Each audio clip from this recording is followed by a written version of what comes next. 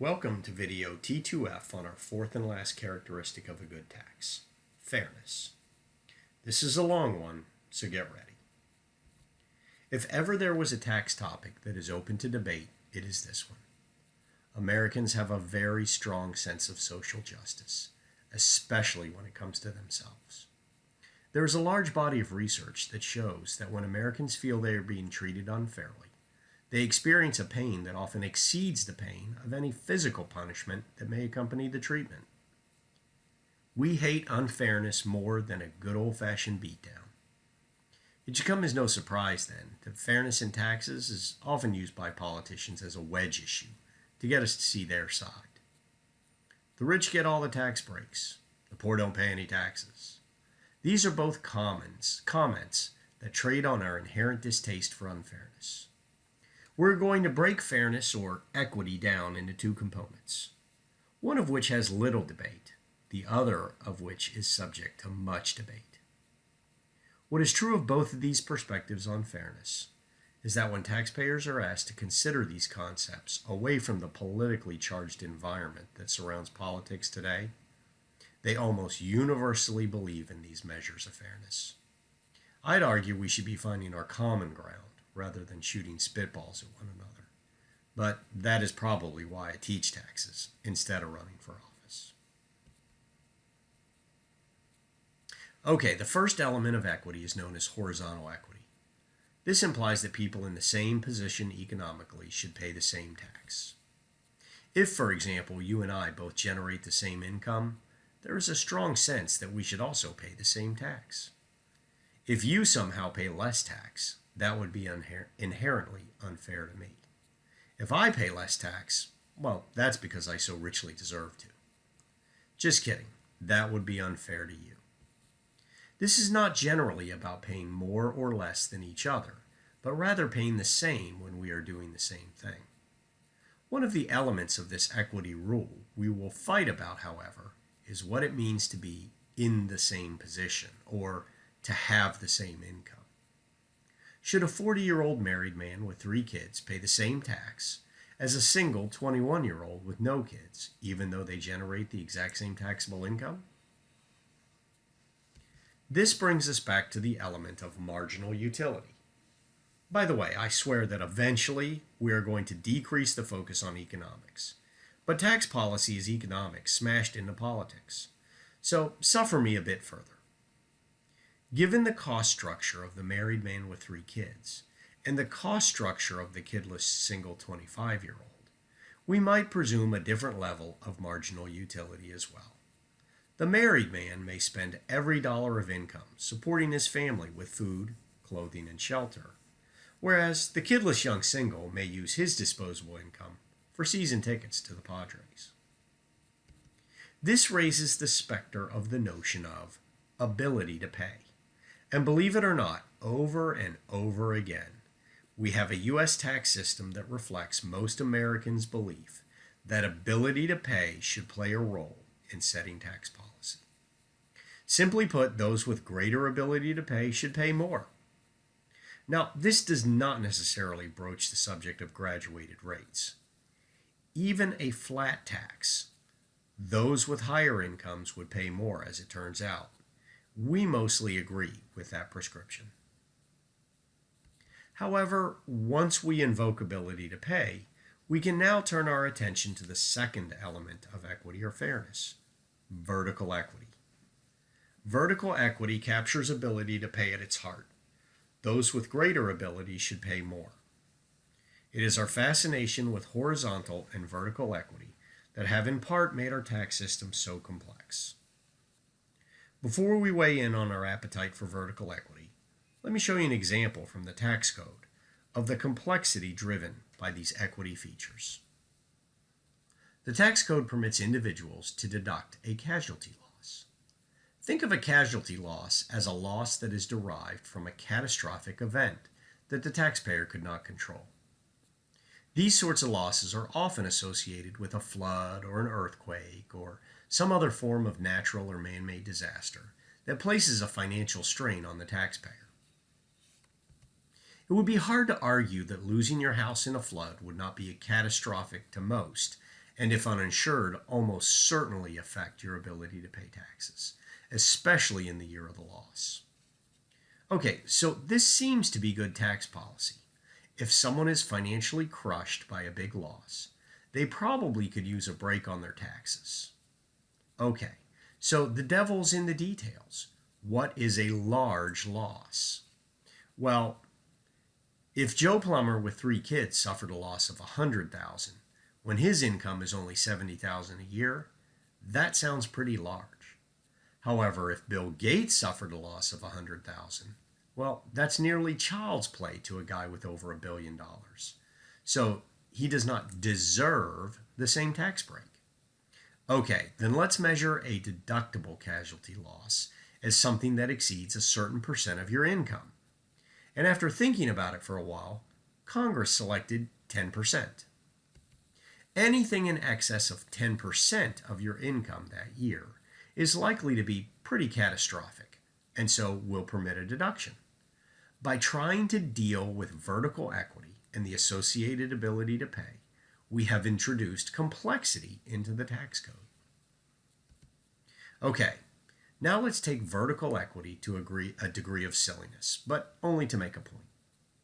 Mitch and Cam are the only citizens of their town. Mitch is a high-income earner, and Cam is a low-income earner. And for the sake of argument, assume they are similar in every other way. The town decides it needs a new library.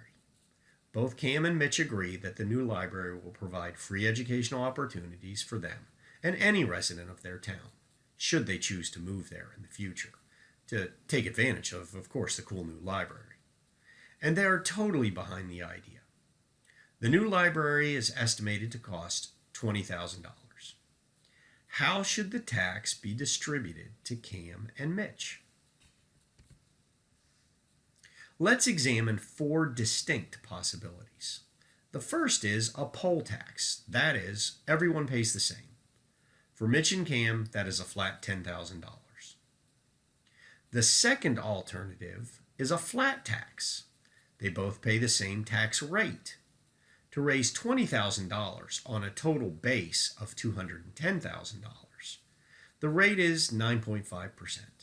Mitch pays about $19,000 and Cam makes up the remaining $1,000. The third alternative is a graduated tax rate, where those with greater income pay more and at a greater rate. So Cam pays at 5% and Mitch pays at 9.75%. The distribution of tax is not that different from the second alternative, except that Mitch is burdened with an additional $500, while Cam is relieved of that same amount. The fourth alternative is that Cam share a greater burden under a graduated tax rate structure. Because Mitchell's income is so much greater than Cam's, even when Cam pays 20% and Mitchell only pays 9%, the vast majority of the burden still falls on Mitchell. Okay, now let's look at a few ways to analyze these rate structures. The top part of the table presents the tax rates. Option 1 seems untenable. How could we possibly tax Cam and leave him with nothing? 100% tax rate rarely seems fair. Mitchell's tax rate does not seem to vary too much, irrespective of Cam's going up and down. However, seeing Mitchell with a rate that nearly doubles Cam's in option 3 seems inherently unfair. If we look at the second panel, that presents the cash flow each would have after paying the tax.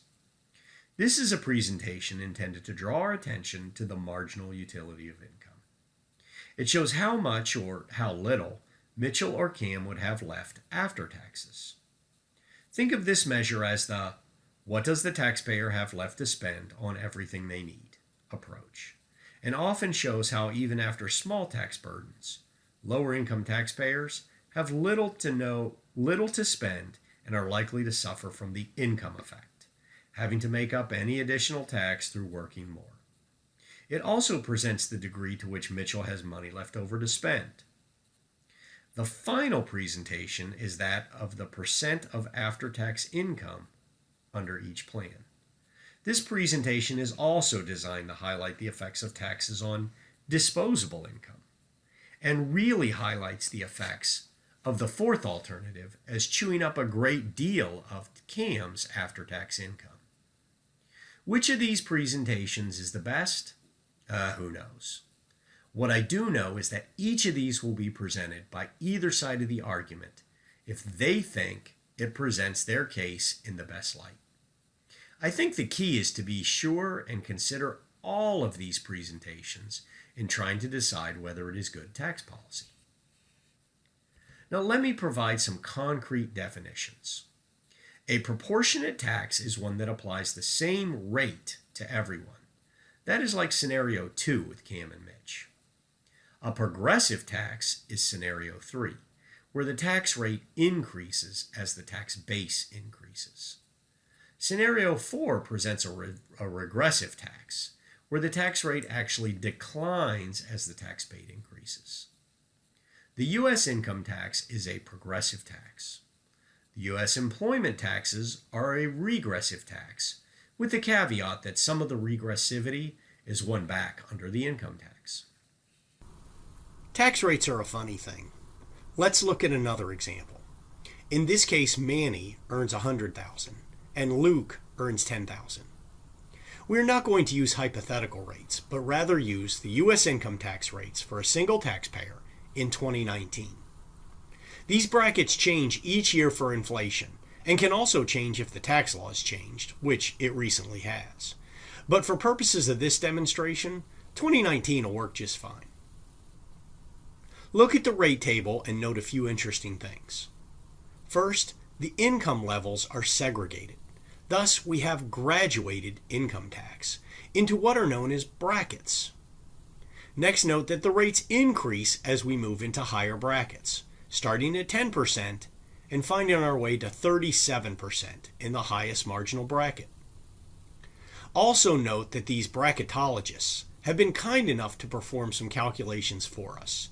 That is, what is the tax on the income in total for every bracket below the one you are using? Let's use Luke as our example. Luke has taxable income of $10,000. However, the first bracket goes only to $9,700. This means the first $9,700 of Luke's income is taxed at 10%, but the remaining increment, the income from $9,700 to $10,000, is taxed at 12%. Rather than make us calculate the tax on both brackets, the table prescribes calculating the tax for only the bracket we are in. Take the $10,000, subtract $9,700, and multiply by 12%. Take the resulting amount and simply add $970, or in other words, add the tax on the brackets below, for a total tax of $1,006. Manny's tax can be calculated in largely the same way. At $100,000, he's in the fourth bracket between $84,200 and $160,725. Take Manny's $100,000, subtract $84,200, and apply the bracket rate of 24%. Then simply add $14,382.50, which is the tax on the income in every bracket below. Another way of saying it is, that is the 10% tax on the income from $1 to $9,700, and then the 12% tax on income from $9,701 to $39,475, and the 22% tax on the income from $39,476 to $84,200. Otherwise, the calculation would be computationally difficult. These totals make it easy. Okay, now that we have computed Luke and Manny's tax, and we've seen the way the brackets work, is it fair for Manny to say he's taxed at 24%, while Luke is taxed at 12%? The answer is a resounding no. That is, Manny and Luke's marginal tax rate captures only the tax rate for any dollars above the previous bracket. Perhaps a more meaningful comparison is the average tax rate. That captures the effects of all the brackets below the marginal bracket and can be described as the tax divided by the taxable income. Manny's is 18.2% and Luke's 10.1% present a much better picture to compare the two individual taxpayers. First, 12% clearly overstates Luke's tax burden, as most of his income is actually taxed at the 10% rate. And Manny benefits from paying taxes at 10%, 12%, and 22% before he reaches the marginal rate of 24%. Okay, when we discuss the U.S. income tax rate structure, invariably the notion of redistribution of wealth arises. And depending on your political point of view, that might be a good thing or might be a bad thing. One thing is clear. The U.S. income tax rate structure achieves a redistribution. Under the ability to pay principle, people with greater incomes pay more. Whether the tax structure should be progressive and to what degree, that is something we could spend all semester discussing and probably still not agree. However, even the most ardent flat tax proponents espouse some form of progressivity for two primary reasons. The first is that most developed countries agree that a proper role for government is to provide for a safety net for its citizens. That is, when tragedy befalls one of us, we all agree that some financial support makes sense.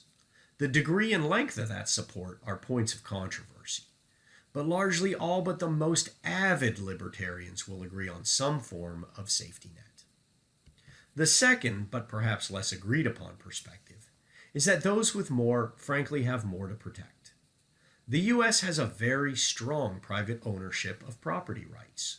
That is, individual citizens have the right to own property and protect that property. U.S. citizens with little wealth arguably have little to protect. In a manner of speaking, when you are poor, you have little to take, although arguably what little you have is more precious. Wealthy citizens, on the other hand, have a great deal to lose should civilization, as we know it, collapse. Obama tried to make this point during his administration, but failed to do so meaningfully. We all benefit from roads and bridges, but who benefits more? The person that shops at Walmart or the person that owns Walmart? The arguments against a progressive rate structure almost always fall into the "why should the government be able to take what I've earned" camp. And as we've discussed, the substitution effect plays a role in deciding what degree of progressivity our income tax should have. Rates today are not as progressive as they have been in the past, but that does not in and of itself mean anything other than they are different. It doesn't mean life was better when the highest marginal rate was 91% in 1963, nor worse when 35% in 2009. If anything, it strengthens the argument that we should focus not only on what we collect, but also what we spend as a country, knowing that low rates are wonderful. I'd love to pay 0% in income tax, but unless I also cut spending, I'm simply writing checks for my kids to cash. So the redistribution will always be a source of tension. Consider it the price of democracy. We can certainly vest our interest in a monarchy if we think that will provide a better result. Until then, what can we do to avoid meaningless confrontation over tax rates? First, get educated. If you really care, read some of the books on tax policy I mentioned in a previous video. Analyze where the government is spending your money and decide if that is a good use for us as a country. Expect transparency from our elected officials. We are more likely to notice things when they are placed before us. The information is out there. Go find it and then know your sources. I love Fox News or MSNBC as much as the next guy, but if you think those sources are without bias, you have lost your mind. Use lots of sources and try to find the most credible ones that may or may not be the ones you generally agree with. Okay. That brings us to the end of video T2F on fairness. It was a long one, but that is because there is much to say on this topic, and we've barely scratched the surface. It happens to be the last of the 4 characteristics of a good tax. Before we finish, reflect back on those 4 items: sufficiency, convenience, efficiency, and fairness. And imagine a country in which those were not overarching goals of the government. We may differ in how we define fairness, but ultimately we get what we vote for. In the next video, we dig in on some more tax rates. Thanks for watching.